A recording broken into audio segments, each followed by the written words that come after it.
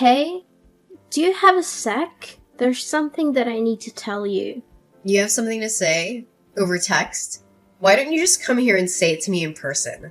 I mean, we share the same house after all. It's better to talk eye to eye, don't you think? Well, maybe you should reflect on why I don't want to talk to you in person. Honestly, just the mere glimpse of your face and the slightest noise of your voice makes me nauseous, I swear. Sweetie, there's really no need to use such awful language with me. I was just making a suggestion. Don't call me sweetie, and stop pretending to be my mom. You'll never replace her, got it? You may have been married to my dad, but you will never be my mother. Never. So, stop bossing me around. I hate it when you act like that. I see what you mean, and I am sorry if I overstepped a boundary somewhere. I don't mean to do that, but I really don't see why something as small as this needs to turn into such a huge fight. I mean, I've been married to your father for 10 years now. We've lived together a whole decade. I thought we would have gotten along better by now. Especially now more than ever since your poor father passed away. It's just the two of us. So we'll have to learn to get along better. What? No way am I staying with you any longer than necessary. I want you out of the house as soon as possible. Do you get me? Excuse me, I'm sorry, but you want me to leave the house? Yeah, duh. That's what I just said. That is what this whole conversation is about. Actually, this is something that has been on my mind since Dad's funeral the other day. Now that he's gone, you're not his wife anymore. And there's nothing else tying us together as a family anymore either.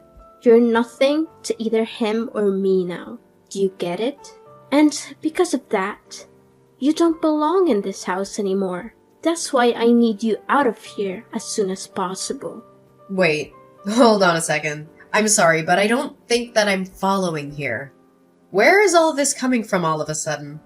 Didn't you read what I just wrote? This isn't out of the blue, okay? Ugh, you never hear me out. I never liked having you around, and I never approved of you and my dad getting hitched. I've always been trying to think of ways to get you out of this house, and now I have the perfect reason. I only have one mom. You just barge into our lives pretending to be someone you're not. Do you really think I could ever stand someone I felt that way about? Do you even think I would desire something like that? That is why I'm seizing this opportunity to put you out, so I never have to put up with you in my life, ever again. But, okay, look, Gabriella, I've known since before we got married that you never liked me, maybe even hated me, but I pretended not to see it, but to try and force me out of the home where I'd been living the past 10 years of my life so soon after the funeral. That's correct. And since Dad's gone, there's no one left to defend you. No one else welcomed you into our home, which is full of memories of my family, my true mom and dad, and just let you ruin it all. Besides, this house was my dad's, which means it's mine now, and I can do whatever I please with it. So, hurry up and leave already. But Gabriella, if I leave now, you'll be all by yourself in this big place. Have you ever lived on your own before? Do you even know how to take care of yourself? Of course I can look after myself. I'm going to be 18 soon, which would make me legally an adult. It's no big deal for me living alone. Do you think I'm too frail or dumb to be able to do it? Or are you just mocking me now? No, Gabriella, of course I'm not trying to belittle you in any way. I would never do that. I'm just concerned about you is all. Cleaning and cooking are one thing, but how will you get the money to pay for everything that comes with living alone? Shut up and get off my back. I thought I told you that you're not my mom and you shouldn't pretend to be. But you're going to be in college soon. I'm just wondering from where you're going to find the money you need to survive. I mean, even what you inherited from your dad won't last forever, you know. Well, who asked you to worry about me anyways, huh? I certainly don't remember ever asking for your input. As for money, I'll think of something and make my own way in life. I really don't think it'll be as simple to do as you think. How many times do I have to tell you, just mind your own business? This is why I hate talking to you. Just leave me alone already, okay? Why don't you go pack your stuff and leave, like I told you? Well, I guess if that's really how you feel about everything, then I really have no choice but to go.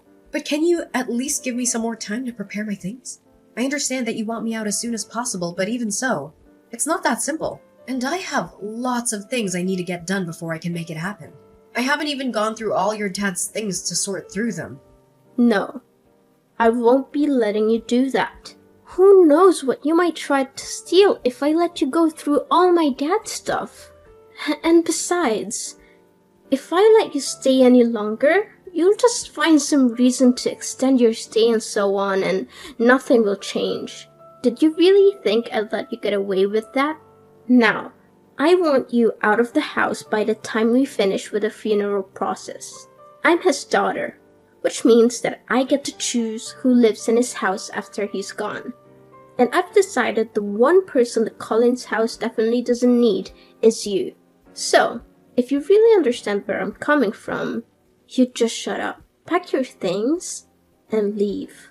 I understand. I guess I just never realized how strongly you felt about living together with me. I'll leave the house. I promise. And I promise that I'll never come back once I'm gone. But I just want to let you know that things might get really tough for you once I'm gone. You're not going to regret this, are you? Me? Regret kicking you out? As if. It'll be more like a dream come true than anything.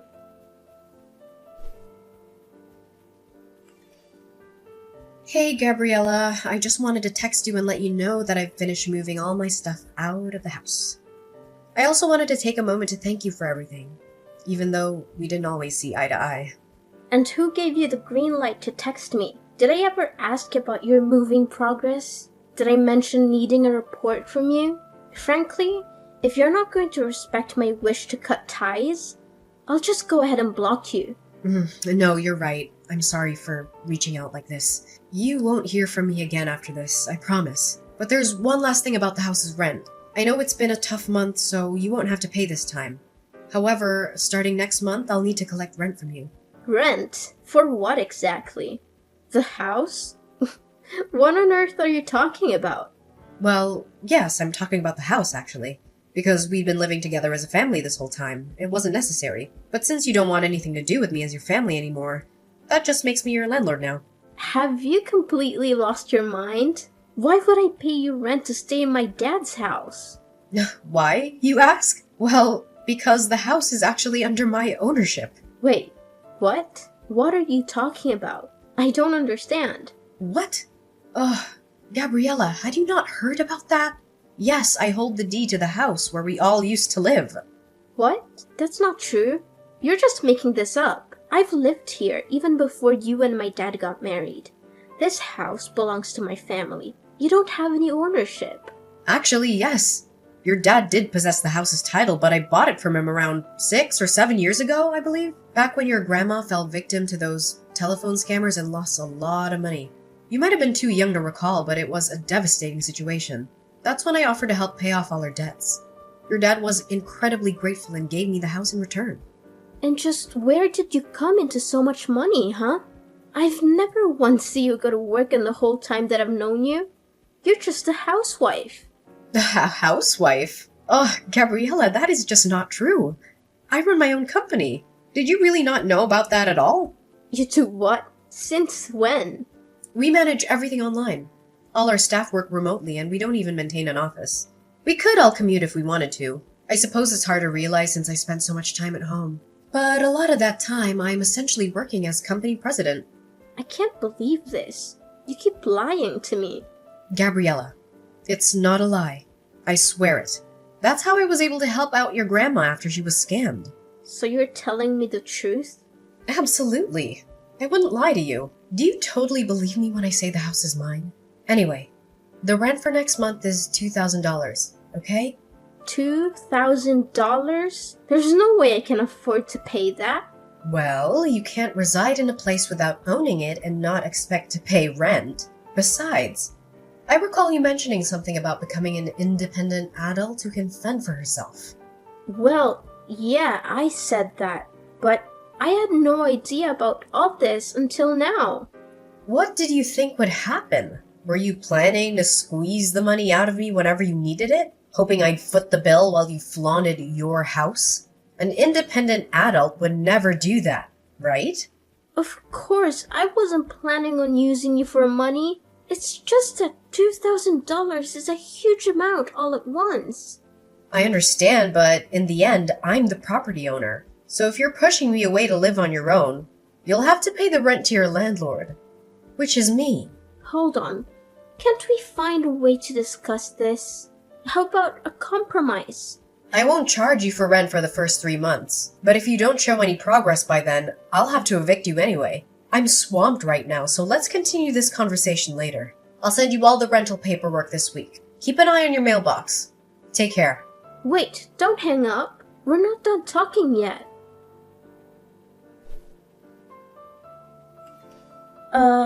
Lainey, are you there? I have something I need to talk to you about.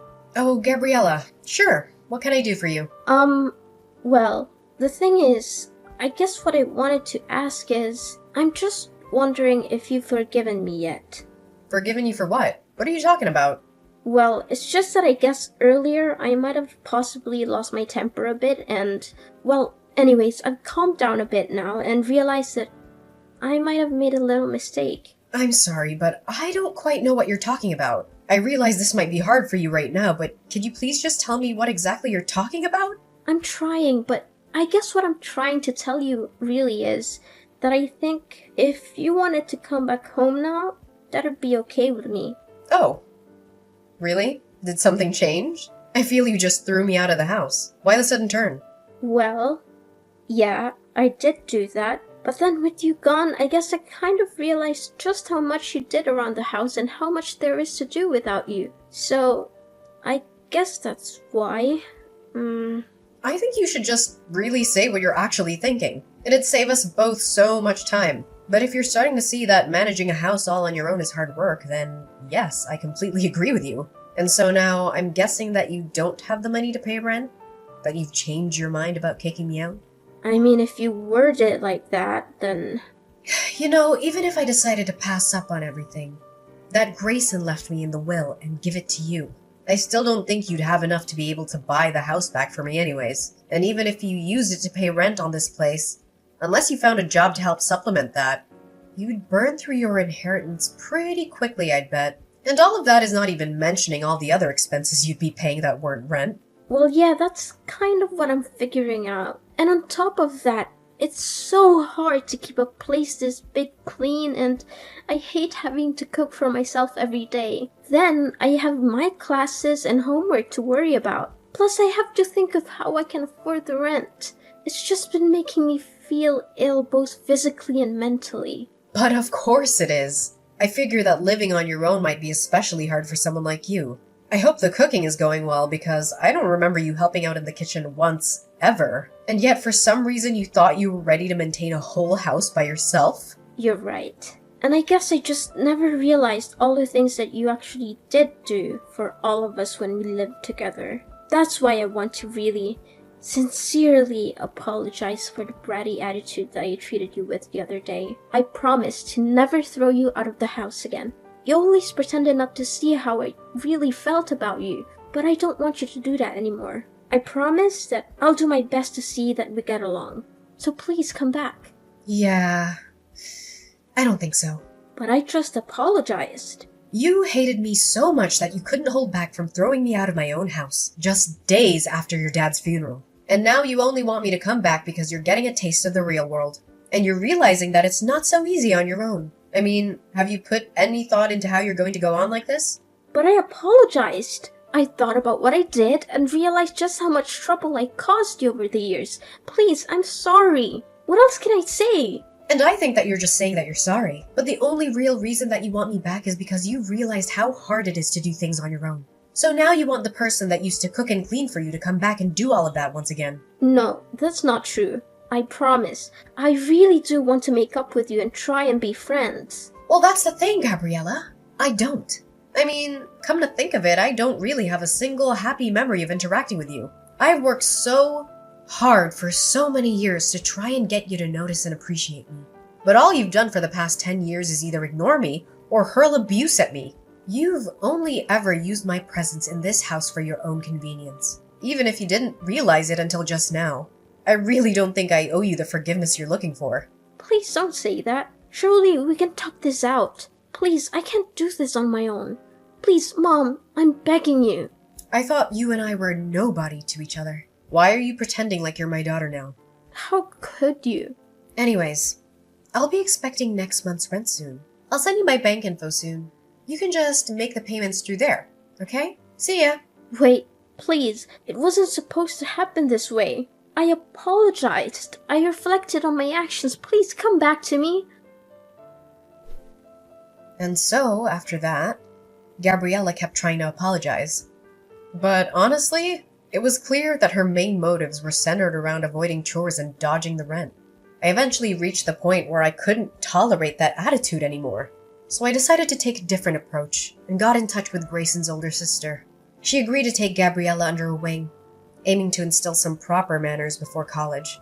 With her experiencing raising 5 kids, 2 boys and 3 girls, who've all turned into wonderful adults, I feel she was the best person to teach Gabriella a thing or two about housekeeping, budgeting, and general etiquette. Meanwhile, I've been taking care of our now empty old house. I'm keeping it well maintained, hoping that one day, Gabriella might actually mature into a self-sufficient adult. When that moment arrives, I plan to hand the house over to her. No strings attached. That will also be the day I gracefully step out of her life. Living with Gabriella again isn't something I'd want. But as the daughter of the man I loved, I genuinely wish for her to find her own path to happiness. So, that's the update for now. I appreciate you joining me on this journey. If you enjoyed this story, a thumbs up would be awesome. And hey, don't forget to hit that subscribe button so you can catch more content like this in the future. Thanks for tuning in!